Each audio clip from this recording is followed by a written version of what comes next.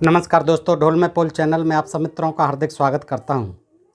दोस्तों, आज हम देखेंगे कि राजा बलि जो कि अनार्य राजा थे और प्रहलाद के पौत्र थे। प्रहलाद का नाम तो आपने शायद सबने पढ़ा होगा।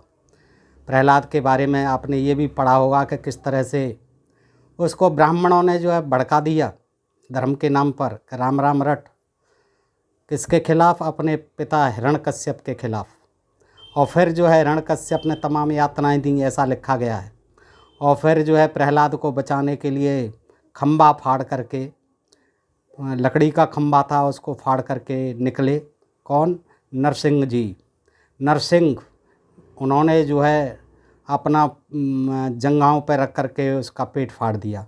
इस तरह से हिरण्यकश्यप को मार दिया। लेकिन अनार्य राजा थे ये सभी, और दोस्तों बहुत बलशाली थे। देवता जो है इनके मारे परेशान रहते थे, बहकाते थे, और ये चाहे जब देवताओं से उनका राज छुड़ा लेते थे, इंद्रासन को छुड़ा लेते थे। दोस्तों विरोचन हुआ, उसके बाद वो भी बड़ा बलवान हुआ प्रहलाद के बाद। और विरोचन के बाद बलि हुआ। तो बलि जो है बहुत दानी थे, बहुत धर्मात्मा थे, और उनका पूरे भारत में, ये समझिए पूरा भारत में राज्य था। उन्होंने सारे देवताओं को हरा दिया था, इंद्र आदि का छुड़ा लिया था, इंद्रासन वगैरह सभी। तो देवता बड़े परेशान रहे और इन प्रकार जो है उनको मारने का प्रयत्न करने लगे। अंत में ये डिसाइड हुआ सभी देवताओं ने मिलकर के कि ब्राह्मण का अवतार लिया। ब्राह्मण बनू बौना ब्राह्मण, बटुक ब्राह्मण बना विष्णु। और विष्णु ने जा कर के फिर छल किया अनार्य के साथ। और विष्णु जो है इस मामले में बहुत तेज रहे हैं। उन्होंने जो है छल किए हैं, वृंदा के साथ छल किया। और इसी तरह उन्होंने जो है राम बने रावण को मारने के लिए, कंस को मारने के लिए कंस बने, वो कृष्ण बने। इस तरह से उन्होंने तमाम अवतार लिए हैं। उसको जो है हयग्रीव को, अनार्य था वो भी राक्षस था, राक्षस कहते थे अनार्यों को। हयग्रीव अवतार लिया, घोड़े का सिर बनाया, घोड़े का सिर वाला राक्षस था, उसको मारा। कहीं कच्छप अवतार लिया और उसको उसको हिरणाक्ष को मारने के लिए, वो भी हिरण्यकश्यप का भाई था, उसको मारने के लिए वराह का रूप धारण किया, शूकर का रूप धारण किया, अवतार धारण किया। तो इस तरह से बलि राजा को मारने के लिए त्राह त्राह मचा हुआ था देवताओं में। सारे तरफ जो है घेर लिया था अनार्य राजा बलि ने, और धर्मात्मा भी थे वो। तो सभी देवताओं ने फिर विष्णु से आग्रह किया। विष्णु जी जो है फिर वामन बनते हैं, बौना वामन। और वामन को तो आप जानते ही हो, कोई भी मना नहीं करता है दान पुण्य के लिए, ऐसी मान्यता थी। तो वो भी जो है यज्ञ हो रहा है वहाँ पहुँचते हैं और बलि को छलते हैं, और 3 कदमों में जो है सारी धरती को नाप लेते हैं, स्वर्ग तक जो है आकाश पाताल सबको नाप लेते हैं। और आखिर में तीसरे पग में वो उसके सिर पर लात रख देते हैं बलि राजा के पर, यानी कि उसको मार देते हैं। और इसमें ये भी मिलता है वर्णन, सेना गई थी, वह ये एक तरफ ब्राह्मणों की सेना थी और एक तरफ जो है बलि राजा की सेना थी। उनमें घोर युद्ध होता है। और फिर छलबल के साथ में जो है जब बलि को मार देते हैं तो फिर बाणासुर होता है, बहुत ही बलवान था वो बलि से भी ज़्यादा। फिर बाणासुर जो है बलि से अपने पिता का बदला लेता है ब्राह्मणों से। और फिर ब्राह्मण जब मार देते हैं बलि को, उसकी खुशी में आज भी जो है मारने की खुशी में दशहरा मनाते हैं दोस्तों। ब्राह्मणों का पर्व कहते हैं उसे, ब्राह्मणों का त्यौहार कहते हैं। दशहरा मनाए जाते हैं और बड़े विचित्र ढंग से मनाते हैं। इसको आप सुनेंगे तो बहुत ताज्जुब करेंगे। ये प्रसंग जो है आज तक आपको पता नहीं होगा। और भैया दूज भी मनाई जाती है, वो बाणासुर के कहने पर मनाई जाती है। उसकी खुशी में, बामन को भगा देने की खुशी में, बामन को भगा दिया था उसकी सेना सहित। तो दोस्तों वो भैया दूज का भी त्यौहार मनाया जाता है। ये चीज़ें जो है आज तक आपने जानी नहीं है, आज मैं आपके सामने रखता हूं दोस्तों। और आपसे अनुरोध करता हूं कि वीडियो को पूरा देखेंगे तभी समझ में आएगा ये रोचक वृत्तांत। क्योंकि इसको जब तक ऐसे तो मैं बता दिया, ये कहानी थोड़ी सी और बता दूंगा तो वीडियो पूरा हो जाएगा। लेकिन इसके बारे में हमें ऐसे जानना चाहिए कि राजा बलि जो है कितने विद्वान थे, कितने बलशाली थे, अनार्य राजा थे। और उनके साथ में किस तरह से छलबल किया गया, किस तरह से युद्ध हुए, किस तरह से उनको मारा गया, किस तरह से बाणासुर आगे आया, फिर किस तरह से ये दशहरे और भैया दूज के त्यौहार लोगों ने मनाए और आज भी मनाए जाते हैं। दोस्तों राजा बलि को कैसे याद किया जाता है, ख़ास तौर से दक्षिण में, महाराष्ट्र आदि में।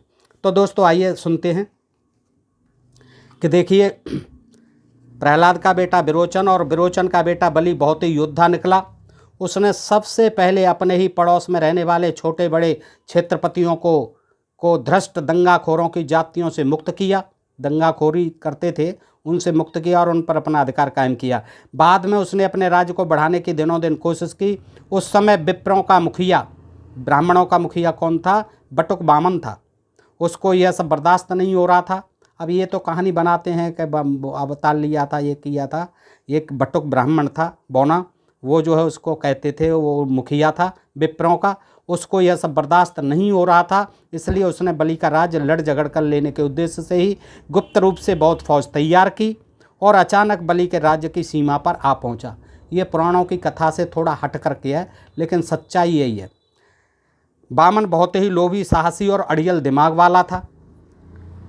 इसके बाद बलि राजा ने अपने राज्य के करीब करीब सभी सरदारों को पड़ोसी क्षेत्रपतियों को तुरंत भेज दिया और इस तरह की ताकीद की कि उन सभी लोगों को किसी भी तरह की दलील न देते हुए अपनी सारी फौज लेकर उसकी मदद के लिए आना चाहिए। अपनी सेना उसने भी तैयार की। जब मालूम पड़ा कि बटुक बामन जो है वो सेना लेके आ रहा है, बटुक बामन उसका नाम था, तो इस देश में कई प्रदेश बलि राजा के अधिकार में थे। ये देखिए उस समय जो है कई प्रदेश थे राजा बलि के अधिकार में थे। कहाँ कहाँ थे कि इसके अलावा सिंगल द्वीप, जिसे आजकल श्रीलंका कहा जाता है, सिंगल द्वीप आदि पड़ोस के कई प्रदेश उसके अधिकार में थे। ऐसा भी कहा जाता है चूँकि वहाँ बलि नाम का एक द्वीप भी है, बाली नाम का एक द्वीप भी है। इस प्रदेश के दक्षिण में कोल्हापुर की पश्चिम दिशा में बलि के अधिकार में कोंकण और मावला, यानी जो आजकल गोवा है, प्रदेश के कुछ क्षेत्र थे। वहाँ ज्योतिर्बा नाम का मुखिया था। उसके रहने का मुख्य स्थान कोल्हापुर के उत्तर में रत्नगिरी नाम का पहाड़ था। इसी प्रकार दक्षिण में बलि के अधिकार में दूसरा एक और प्रदेश था, उसको महाराष्ट्र कहा जाता था और वहाँ के सभी मूल क्षेत्रवासियों को महाराष्ट्री कहा जाता था। बाद में उसी का अपभ्रंश रूप हो गया मराठे। यह महाराष्ट्र प्रदेश बहुत बड़ा होने से बलि राजा ने उस प्रदेश को 9 क्षेत्रों में बांट दिया था। इसी के कारण उस हर क्षेत्र के मुखिया का नाम क्या पड़ गया था? खंडोवा। 9 क्षेत्र बना दिए थे, 9 जगह बांट दिया था और हर सर्किल को जो है 9 क्षेत्रों में बांट करके मुखिया बनाए और मुखिया को क्या कहा जाता था? खंडोवा। इस तरह का उल्लेख मिलता है। हर खंड के मुखिया को योग्यता के अनुसार उनके हाथ के नीचे कहीं 1 तो कहीं 2 प्रधान रहते थे। उसी प्रकार हर एक खंडोवा के हाथ के नीचे बहुत मल्ल यानी पहलवान थे, इसलिए उसको मलूखान भी कहते हैं।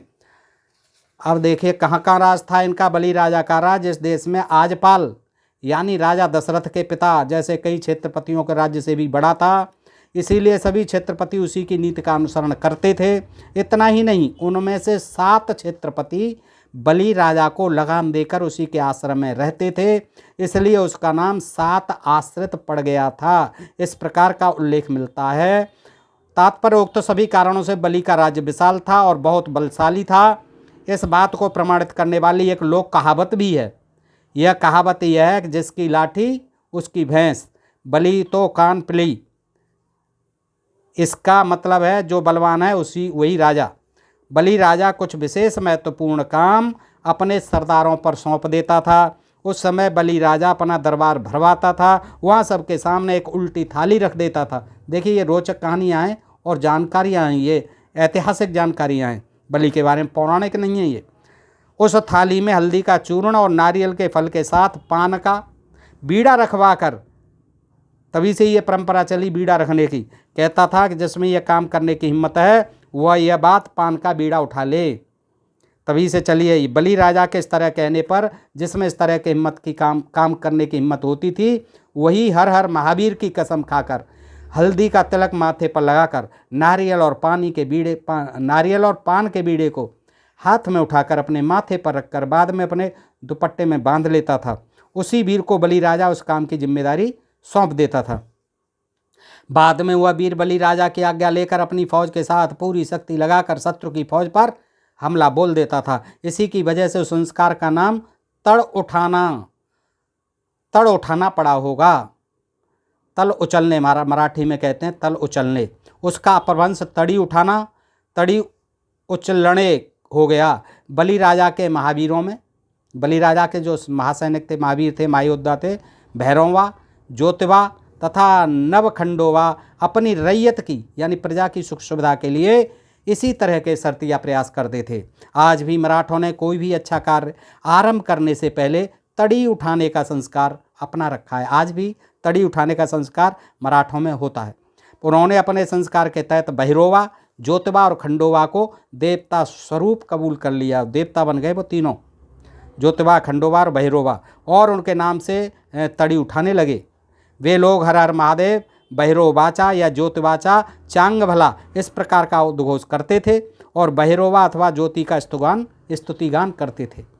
इतना ही नहीं, बलि राजा अपनी सारी प्रजा के साथ महादेव के नाम से रविवार के दिन को पवित्र दिन के रूप में मानता था।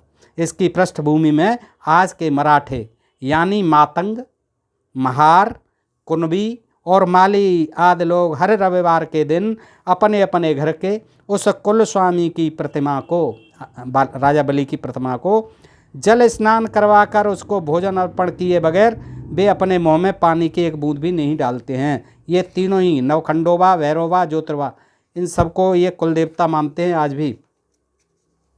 अच्छा, तो संघर्ष के लिए क्या हुआ कि वामन फौज लेकर आ रहा है कि वामन अपनी सारी फौज को लेकर बलि राजा के राज्य में सीधे सीधे घुस आया।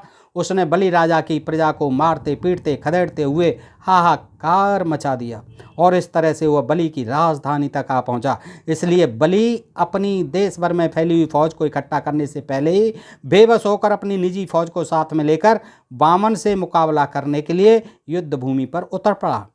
बलि राजा भाद्रपद वदी 1 से और बदी 30 तक हर दिन वामन और उसकी फौज के साथ लड़कर शाम को आराम के लिए अपने महल में आता था।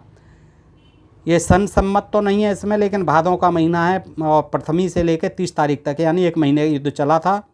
और इसी की वजह से दोनों ओर के जितने लोग उस पखवाड़े में एक दूसरे से लड़ते हुए मर गए, उनके मरने की तिथियां ध्यान में रही। इसलिए हर साल भाद्रपद माह में उस तिथि को श्राद्ध करने की परंपरा पड़ गई होगी। इस तरह का तर्क निकलता है। आश्विन युद्ध शुद्ध 1 पद से शुद्ध अष्टमी तक बलि राजा वामन के साथ लड़ाई में इतना व्यस्त था कि वह सब कुछ भूल गया था और उस दरमियान अपने महल में ये आश्विन यानी क्वार के महीने में 1 से लेकर अष्टमी तक बलि राजा वामन के साथ लड़ाई में इतना व्यस्त था कि वह अपना सब कुछ भूल गया था और उस दरमियान अपने महल में आराम के लिए भी नहीं जा सका। इधर बलि राजा की रानी विंध्याबली अपने हिजड़े पंडे सेवक के द्वारा एक गड्ढा खुदवाया उसमें उस पंडे के सेवक के द्वारा जलाब और लकड़ियां डलवाईं और वह उस गड्ढे के पास 8 रात 8 दिन, क्योंकि घर नहीं जा रहा था बलि और उसको ये संशय हो रहा था कि पता नहीं जिएगा कि मरेगा युद्ध में, तो क्या किया 8 रात 8 दिन तक बिना कुछ खाए पिए बैठी रही गड्ढे के पास। उसने वहाँ अपने साथ पानी का एक कलश रखा था। रानी इस तरह बिना खाए पिए पानी के सहारे इस कामना की पूर्ति की विजय हो, यानी विजय हो, उनकी जीत हो वामन की और वामन की बला टल जाए, इस आशा में ये करती रही व्रत जो है। इसलिए रानी यहाँ बैठकर महावीर की प्रार्थना कर रही थी।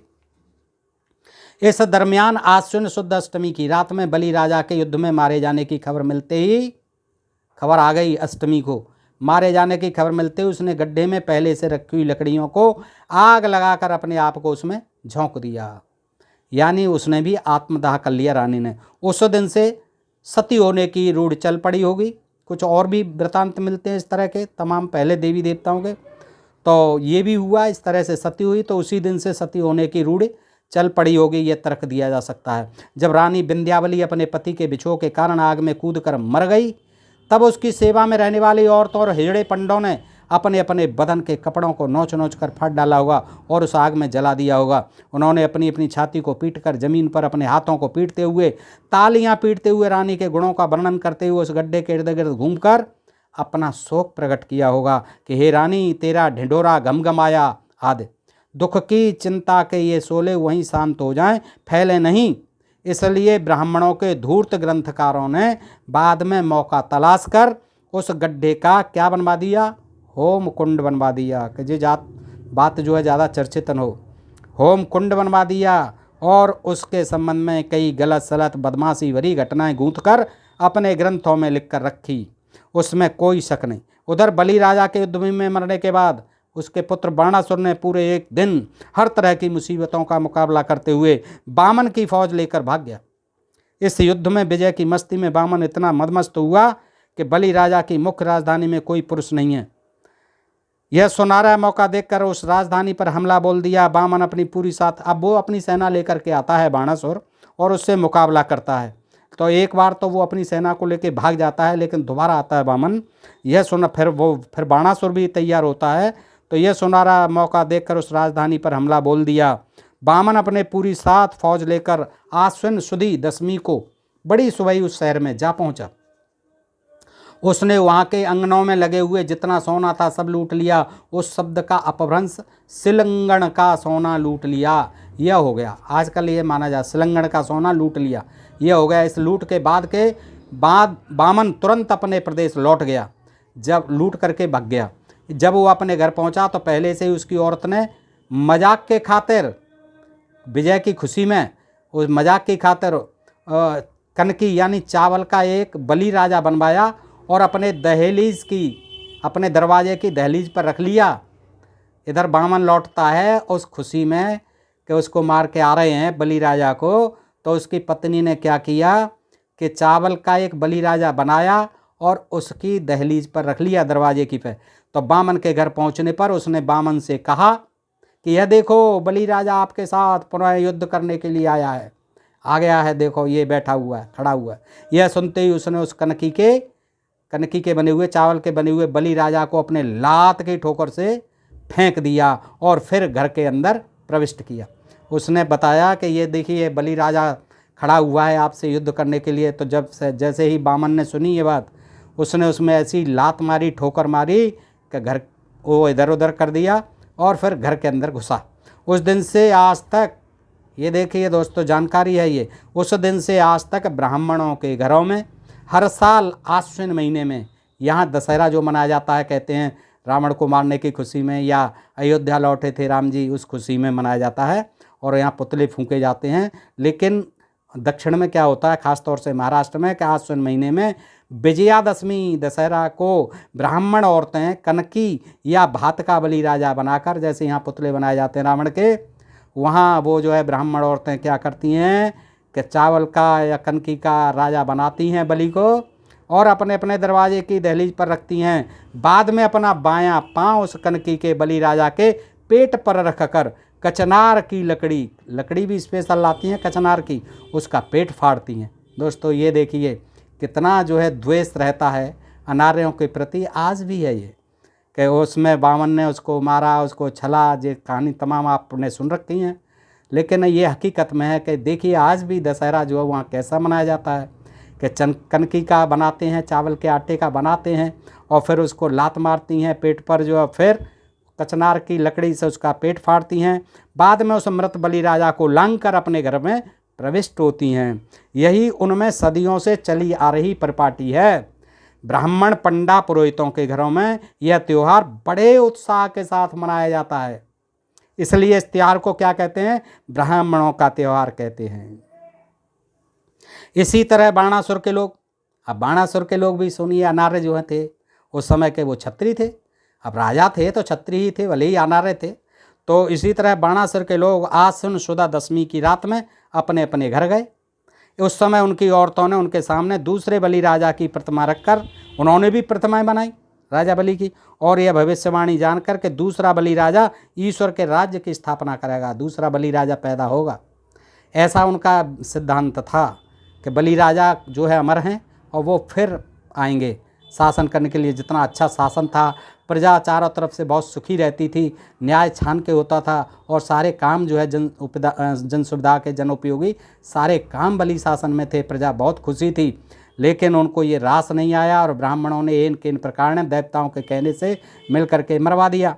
अब जो है उनकी आज भी ये कामना रहती है कि राजा हमारे फिर से आएंगे, दूसरे बलि राजा आएंगे। तो उन्होंने क्या करती हैं, वो भी स्थापना करती हैं और ईश्वर के राज्य की स्थापना करेंगे। अपने घर की दहलीज में खड़े होकर उसकी आरती उतारी होगी उस समय जो है, और यह कहा होगा कि अला बला जावे और बलों का राजा आवे। अला बला जावे वो भी कहती हैं ये, और बलों का राजा आवे, इड़ा पिड़ा जाबो आण बलि राज्य एवो। उस दिन से लेकर आज तक सैकड़ों साल बीत गए, फिर भी बलि के राज्य के कई क्षेत्रों में क्षत्रिय वंश की औरतों ने, अब ये क्षत्रिय ही थे, सैकड़ों साल बीत गए फिर भी बलि के राज्य में कई क्षेत्रों में क्षत्रिय वंश की औरतों ने हर साल आश्विन शुद्धि दशमी को, यानी ये दशहरा वाले दिन, शाम के समय अपने अपने पुत्र, पति और पुत्र की आरती उतारकर आगे बलि का राज्य आवे, इस इच्छा का त्याग नहीं किया है आज भी।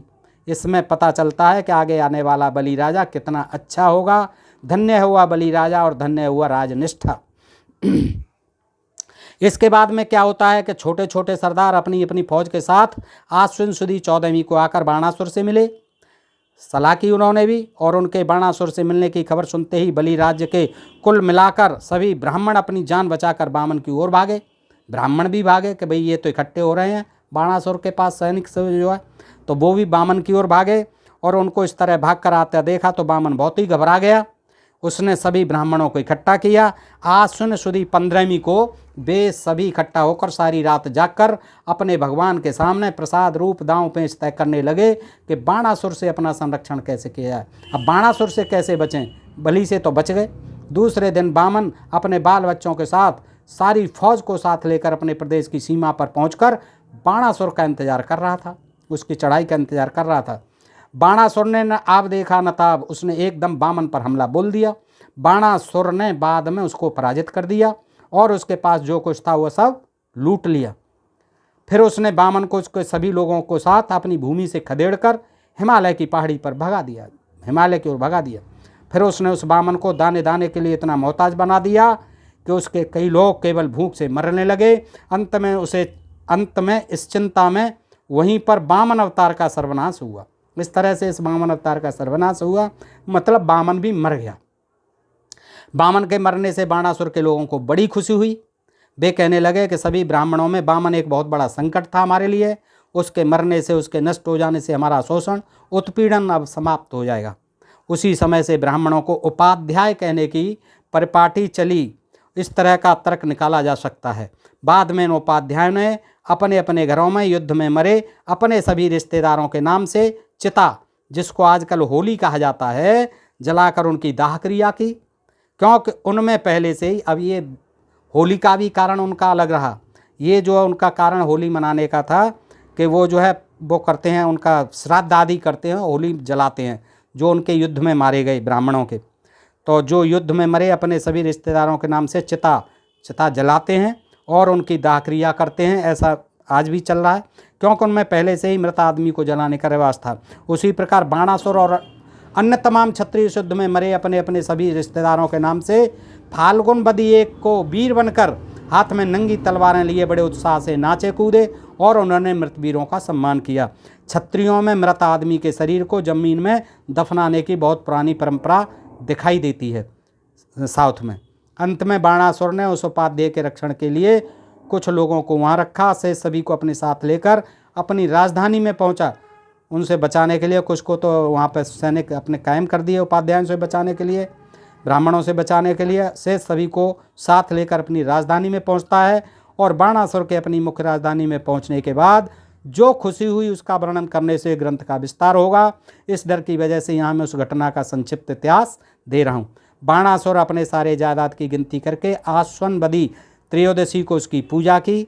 फिर उसने नव चतुर्दशी और बदी 30 को अपने सभी सरदारों को बढ़िया बढ़िया खाना खिलाया और सभी ने मौज मनाई। बाद में कार्तिक शुद्धि 1 को अपने कई सरदारों को उनकी योग्यता के अनुसार इनाम और उनको अपने अपने मुल्क में जाकर काम में लग जाने का हुक्म भी दिया। इससे वहाँ की सभी स्त्रियों को बड़ी खुशी हुई।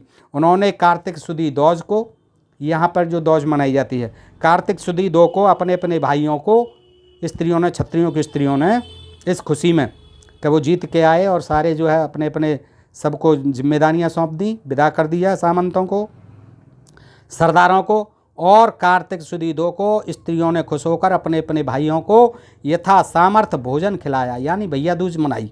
इस तरह से मनाई गई, इस खुशी में मनाई गई। और यहाँ जो है बताते हैं यम और यमी और गंगा में स्नान और भैया की उम्र, लंबी उम्र के लिए यम की पूजा करते हैं। इस तरह से यहाँ है उत्तर भारत में।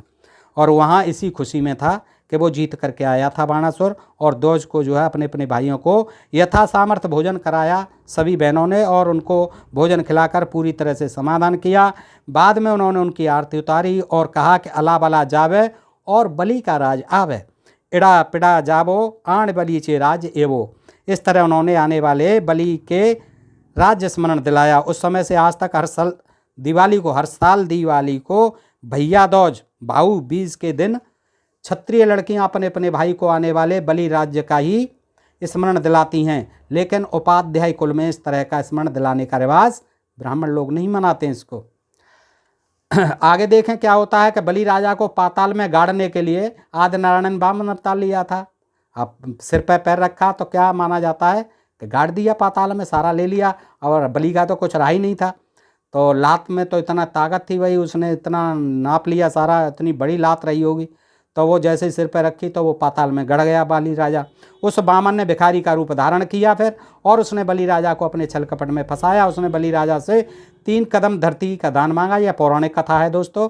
बलि राजा ने अपने भोलेपन में उसको दान देने का वचन दे दिया। दान का वचन मिलने के बाद उसने भिखारी का रूप त्याग किया और इतना विशाल आदमी बन गया कि उसने बलि राजा से पूछा कि अब मुझे तीसरा कदम कहाँ रखना चाहिए। ये पौराणिक कथा है। उसका यह विशालकाय रूप देखकर बलि राजा बेबस हुआ। उसने उस बामन को यह जवाब दिया कि अब तो अब अपना तीसरा पाँव मेरे सिर पर रख दो, और तो कहीं जगह रही नहीं है भाई मेरी। बलि राजा का यह कहना सुनते ही उस गलीज गेंडे ने अपना तीसरा पाँव बलि राजा के सिर पर रख दिया और उसने बलि राजा को पाताल में दफनाकर अपना इरादा पूरा कर लिया। इस तरह की बात ब्राह्मण उपाध्यायों ने भागवत आदि पुराणों में लिख रखी है, लेकिन आपने जिस हकीकत का वर्णन किया है उससे यह पुराण कथा झूठ साबित होती है। इसलिए इस बारे में आपका क्या मत है, यही हम जानना चाहते हैं। सवाल करता है ज्योतिराव फुले से उनका शिष्य, और ये जो है बता रहे हैं अपनी ऐतिहासिक कहानी। तो ज्योतिराव जी कहते हैं कि सुनो धोनीराव जी, इससे अब तुम ही सोचो कि जब उस गलीज गेंडे ने अपने 2 कदमों से सारी धरती और आकाश को घेर लिया था, तब उसके पहले ही कदम के नीचे तमाम गांव तमाम शहर दब गए होंगे और उन्होंने अपनी निर्दोष जानें गंवाई होंगी। बिल्कुल, जब पैर रखा होगा तो ये तो दब गए होंगे सभी। दूसरी बात यह है कि उस गलीज गेंडे ने अपना दूसरा कदम आकाश में रखा होगा। उस समय आकाश में सितारों की बहुत भीड़ होने से कई सितारे एक दूसरे से टकरा गए होंगे। तीसरी बात है कि उस गलीज गेंडे ने अपने दूसरे कदम से सारे आकाश को हड़प लिया होगा, तब उससे कमर के ऊपर के शरीर का हिस्सा कहाँ रहा होगा। इस गलीज गेंडे को कमर के ऊपर माथे तक आकाश शेष बचा होगा, तब उस गलीज गेंडे को अपने ही माथे पर अपना तीसरा कदम रखना चाहिए था और अपना इरादा पूरा करना चाहिए था। लेकिन उसने अपना इरादा पूरा करने की बात अलग रख दी और उसने केवल छल कपट से अपना तीसरा कदम बलि राजा के माथे पर रख दिया और उसको पाताल में दफना दिया। उसकी इस नीति को क्या कहना चाहिए। धोंडीराम पूछते हैं, क्या सचमुच वह गलीज गेंडा आदि नारायण का अवतार है महाराज? उसने इस तरह की सरेआम धोखेबाजी कैसे की? जैसे पुराणों में पूछते हैं नारद जी विष्णु से, और कोई तमाम जो है परीक्षित जी, जन्मे जी, तमाम जो है व्यास जी से, कभी वैशंपायन जी से, ऐसे ही इसमें धोंडीराम जी पूछ रहे हैं और ज्योतिराव जी जवाब दे रहे हैं, ज्योतिराव फुले जी। क्या सचमुच में वह गलीज गेंडा आदिनारायण का अवतार है महाराज? उसने इस तरह की सरेआम धोखेबाजी कैसे की? जो लोग ऐसे धूर्त दुष्ट आदमी को आदिनारायण मानते हैं, उस इतिहासकारों को छीछी करते हुए हम उनका निषेध करते हैं, क्योंकि उन्हीं के लेखों से बामन छली, धोखेबाज, विनाशकारी और हरामखोर साबित होता है। उसने अपने दाता को ही, जिसने उस पर उपकार किया था, दया दिखाई थी, उसी को पाताल में दफना दिया। तमाम दया दिखाई और तमाम दान दे दिया, फिर भी पाताल में दफना दिया। तो ज्योतिराव कहते हैं कि बात यह है कि उस गलीज गेंडे का सिर जब आकाश को पार करके स्वर्ग में गया होगा, तब उसको वहाँ बड़े जोर से चिल्लाते हुए बलि से पूछना पड़ा होगा कि अब मेरे 2 कदमों में सारी धरती और आकाश समेट गए, फिर अब आप ही बताइए कि मैं तीसरा कदम कहाँ रखूँ और अपना इरादा तथा आपके इरादे को कैसे पूरा करूँ, क्योंकि आकाश में उस गलीज गेंडे का मुँह और पृथ्वी पर बलि राजा, इसमें अनगिनत कोसों का फासला रहा होगा, हजारों कोसों मीलों का, करोड़ों लाखों मीलों का फासला रहा होगा। और आश्चर्य की बात यह है कि रसियन, फ्रेंच, अंग्रेज और अमेरिकी आदि लोगों में से किसी एक को भी संवाद का एक शब्द भी सुनाई नहीं दिया, किसी को ये कहानी किस्सा सुनाई नहीं दिया। यह कैसी अजीब बात है। उसी प्रकार धरती के मानव बलि राजा ने उस बामन नाम के गलीज गेंडे को उत्तर दिया कि तुम अपना तीसरा कदम मेरे माथे पर रख दो। फिर यह बात उसने सुनी होगी, यह भी बड़े आश्चर्य की। अब वहाँ पर सिर था, आकाश के पार हो गया, और फिर जो है वो यहाँ से बलि राजा से पूछता वहाँ से, तो कितनी तेज़ आवाज़ आई होगी।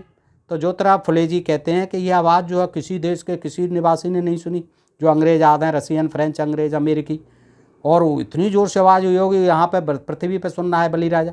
और फिर बलि राजा ने भी जवाब दिया कि अब मेरे सिर पर रख दो, वो भी आवाज़ कितनी भयंकर रखी होगी, वहाँ सुन ली जा करके।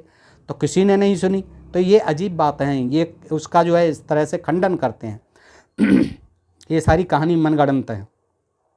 उसी प्रकार धरती के मानव बलि राजा ने उस बामन नाम के गलीज गैंडे को, अब देखिए ये गलीज गैंडा कहते हैं उसको, बामन को, गलीज गैंडे को उत्तर दिया कि तुम अपना तीसरा कदम मेरे माथे पर रख दो। फिर यह बात उसने सुनी होगी वहाँ जाकर आकाश में। यह भी बड़ी आश्चर्य की बात है, क्योंकि बलि राजा उसके जैसा बेढंगी आदमी नहीं बना था। पांचवी बात यह है कि उस गलीज गैंडे के बोझ से धरती को कुछ भी हानि नहीं हुई।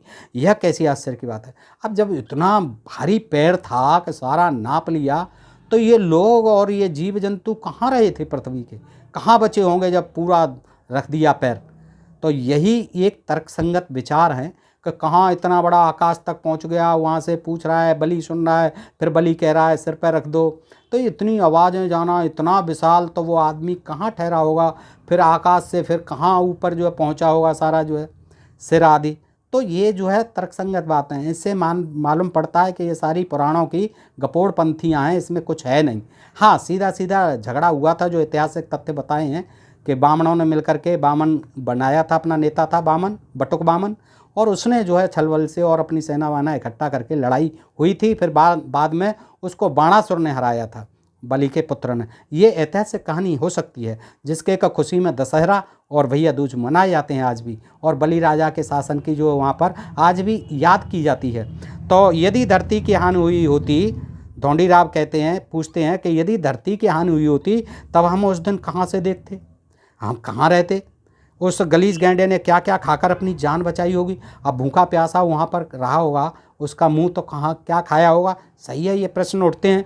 फिर जब वह गलीज गैंडा मरा होगा, तब उसके विशाल लाश को शमशान में ले जाने के लिए कंधा देने वाले 4 लोग कहाँ से मिले होंगे।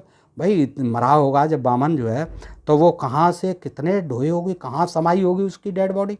अब सोच के देखो आप कि जो इतना विशाल जिसका पैर है, धरती आकाश सब नाप लिए, अताल पाताल, तो बताइए उसको कैसे डेड बॉडी को ले गए होंगे, किस तरह से, क्या अंत्येष्टि की होगी, कहाँ शमशान बना होगा।